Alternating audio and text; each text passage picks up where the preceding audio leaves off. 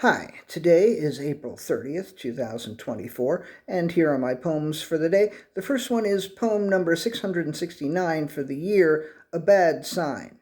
That caution tree from yesterday could have cautioned me about the establishment on 30th and 3rd.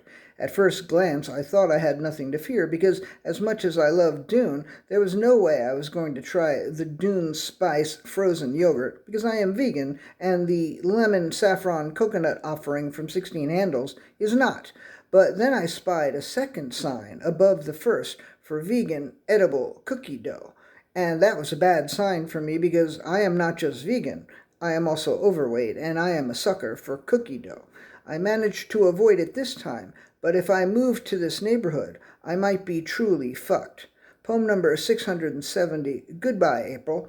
Before I get carried away with more poems about cookie dough or trees or whatever else might carry me away today, let me say goodbye to April. You were colder than you ought to have been, but you're ending with a pleasant spell of warmth.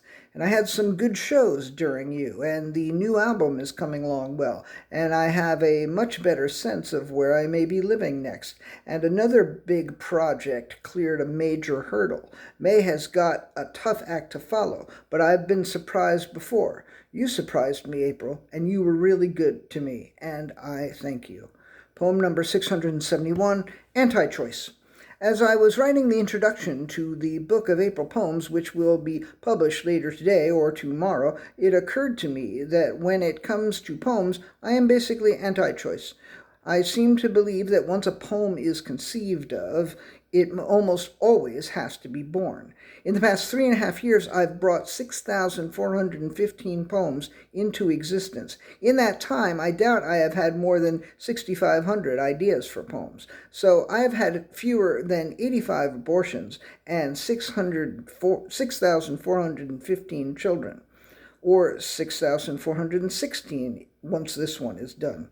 I guess that's still pro-choice, but it's also kind of anti-choice. When it comes to actual abortions, I'm extreme. I'm an abortion on demand without apology type.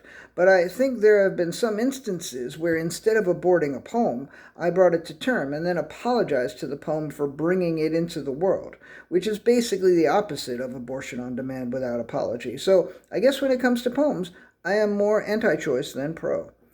Poem number 672, Apple or Pear.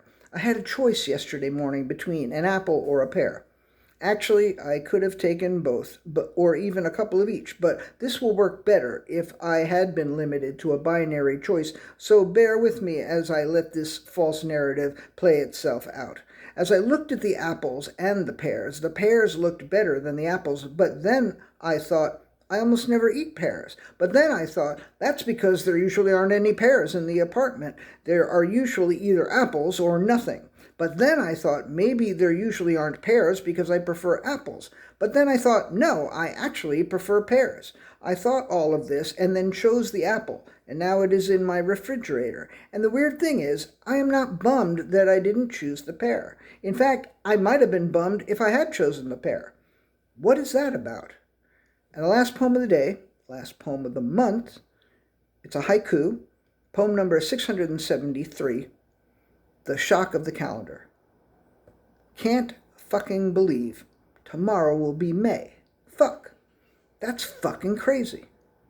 All right, that's it. Thank you, April. I appreciate you. And y'all, I appreciate the month. I appreciate you. I appreciate you. Thank you.